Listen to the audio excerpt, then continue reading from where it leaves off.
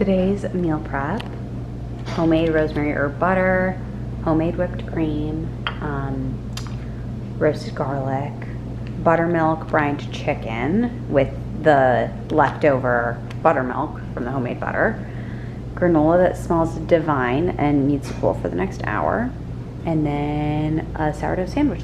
Hello, I just got back from the farmers and I didn't bring my camera or anything because I was getting together with a new friend, and I felt like that was a little bit overkill if I had my camera.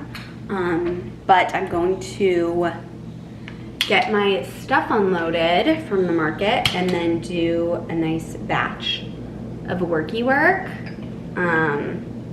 That is honestly, if you work for yourself, tip is like batch your work day and make sure that you, when you're working, you're working. You're not like on your phone or anything like that. Like, I really think that that's been such a game changer for me. I mean, I've always done this, but like, it's just like, I have a to-do list every single day and I like zoom through it. And I think just working a little bit every day makes it so things don't pile up. So anyway, I'll show you what I got. I got this melon that Steve said isn't gonna be ready. Steve is my farmer, but he said it's not gonna be ready for 3 days, which is actually perfect because I have other fruit to eat. And then I got some snapdragons, just white ones. I thought they were so pretty for the kitchen. And then I got a ton of berries. They were doing like a deal, so I figured I would get 2 and I could have one and Blake could have one. And yeah, I got blueberries for him, blackberries for me. I've been loving the blackberries lately. So yeah, we're gonna have berries on berries.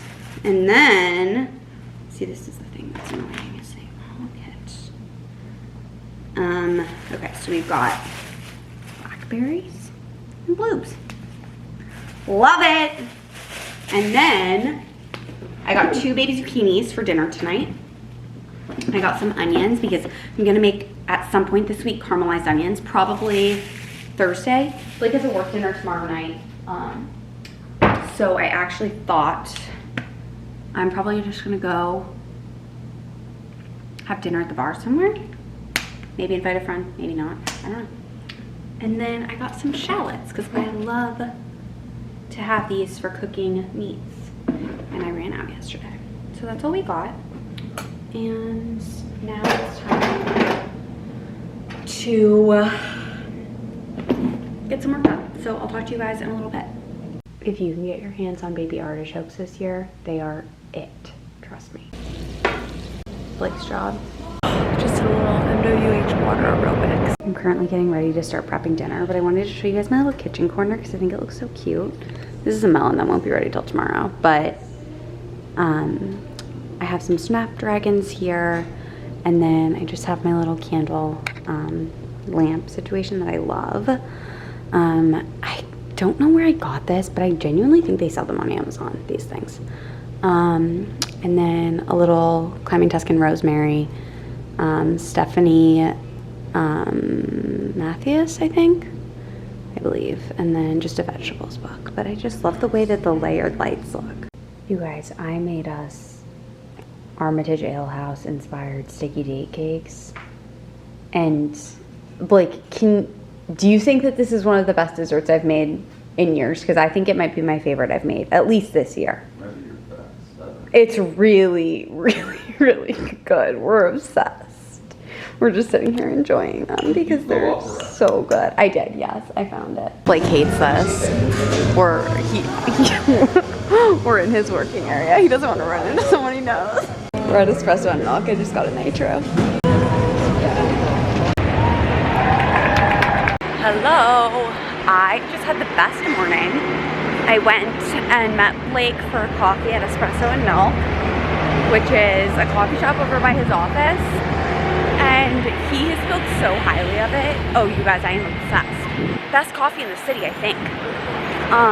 Yes, better than La Colombe. And so we did that. I'm getting blown up. And then I went and chatted with his team for a little bit.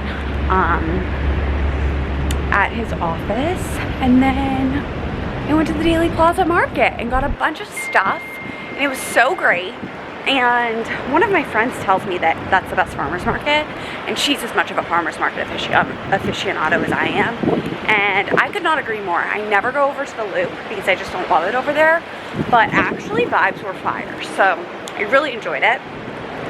And now I'm headed home to get some work done. It's Blake and I's 6-year anniversary today, so that's really why I went over there. So I'm gonna get some work done, and then I'm gonna head to Lincoln Park to go get a gift for him. I'm doing like a bunch of little things for his gift, and then I think I'll probably Uber up there and walk back, and then we're gonna go out to dinner tonight. So that's the vibe. This is my little Daily Plaza Market haul. Good morning vlog, happy Friday. Sheets are in the wash and I am sitting down to do my morning things. Yesterday was Blake and I's anniversary. We had such a lovely day. I went and met him at Espresso and Milk, not Milk and Honey. And then I went to the farmer's market, which I genuinely think that one's the best ever. And then I actually just had a really busy work day. People were kind of on one yesterday, which it was good. It was like all productive. So did that, and then we did gifts, went to dinner, and just did our thing. It was really nice. So I didn't vlog a ton, but yeah, I'm so happy it's Friday. It feels like autumn right now. Like it's like 70. It feels so nice. My sheets are in the wash, and I'm just really excited for a great weekend. So yeah, I'm going to dig in. This has been my lineup as of lately. So let's start with Simple Abundance. Okay, you guys, I just finished my devotional, and I wanted to come on and finish the vlog with just a nice chat about a few things. But I was just doing my devotional, and it was all about how you could be more of a blessing to others, what blessings look like, and who has blessed you and how. And it just made me realize that it's so, I talked about this in my last vlog, the whole what we feed grows thing, but I think it's so easy for us to forget how many blessings we truly have in our life, and how many people in our lives are blessings. And I figured I would kind of go through, like, even just like who has blessed you and how. Like, oh my gosh, I mean, the list that I had was extensive, and it just made me realize, wow, I have so many people in my life who have blessed me. And I even think of this, I mean, you guys have blessed me with a phenomenal community, and not everyone can say that. And so I just encourage you to literally count your blessings and think about how much you have. And then I think the second part of what I wanted to talk about is I have just been going through a lot of changes in life lately. I'm gonna leave it at that, but I've been going through a lot of changes. And in the past, I would have been so resistant and so stingy and ego heavy and emotional about some of these changes. And I feel like I'm at a place where I'm able to approach these things with grace and ease. And there doesn't mean there's not anxiety, because there is. I'm not out here like claiming to be like perfect in how I'm approaching it, but I do think that it's just like wild to see how, I mean, similar changes happened in my life years ago. I mean, they're patterns, you know, patterns of the past, but just watching myself and seeing how I've approached these, and seeing how doing this every single morning and praying with Blake every single night and really, really getting grounded in my spirituality has helped me to approach whatever change from much more of a grounded place. And for me, like I talked about, like being overly emotional and heady and ego, whatever, and stingy. And what I mean by that is, and I think especially if people know me from my past and are listening to this or are watching this, and you know if I'm talking to you. I'm not going to call anyone out specifically, but you know if you knew me when we were growing up. And I still have the spunk that I had, but I used to be, I wouldn't say I was like a loose cannon, but like I was fiery, very fiery. Fiery with my parents, fiery just in general. And I've really, really tried to balance that out with water, aka masculine and feminine. And I've really been working to not give in to those knee-jerk reactions. If someone's bothering me, or like I'll give an example. If I was on the street and someone was rude to someone else, I would be like, why are you being rude to them? Like, I would feel the need to say that. Now I just like, this is such a dumb example, you guys. Like, I could have come up with a better example, but whatever. Now this is so dumb. But what I was gonna say is, now, like, rather than feeling like that makes a difference, it doesn't. Saying a quick prayer, sending them love. But what I'm saying is, like, I think I'm working on, wow, this really turned dumb. But I'm working on, rather than putting my energy into things that ultimately feed my ego, putting my energy into things that just like continue to feed my soul and continue to elevate myself. And so even if I'm going through something that is tough, I'm going through something in my life right now that's kind of tough. I'm just gonna say that. Even if I'm going through something that's a little bit difficult, staying grounded in myself and realizing that it's an opportunity for growth, that honestly an emotional knee-jerk reaction is not going to get me anywhere, and that I might as well take a step back, get grounded, get centered, get really thoughtful and present about how I want to approach my next steps. I think that's a lot more powerful than doing something for immediate gratification. And I honestly think that kind of parallels into everything in my life. Is like this, I mean, this is a whole different rabbit hole, but like this immediate gratification that we all seek versus like really, really having a long-term vision.